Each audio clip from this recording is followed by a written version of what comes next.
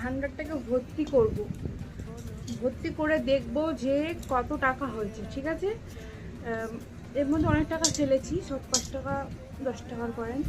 তো ভান্ডারটা ভর্তি হওয়ার পরে দেখবো যে ভান্ডারে কত টাকা হলো। আপনাদের সামনে ভর্তি হওয়ার ভিডিও অবশ্যই নিয়ে আসবো। ঠিক আছে, তো প্লিজ ভিডিওটাকে সাবস্ক্রাইব করবেন, কমেন্ট করবেন এবং শেয়ার করুন। আমার একটু সাবস্ক্রাইব বাড়িয়ে দিন। এই মানে ভান্ডারটা ভর্তি হওয়ার যখন ভিডিওটা দেবো তখন যেন আমার পুরো 500 ফলোয়ার্স হয়ে যায়, সাবস্ক্রাইবার। এইটুকু তো করতে পারে, সাবস্ক্রাইব ফ্রি, আপনারা অন্তত একটু সাবস্ক্রাইব করে দিন। আর কি বলবো বলুন।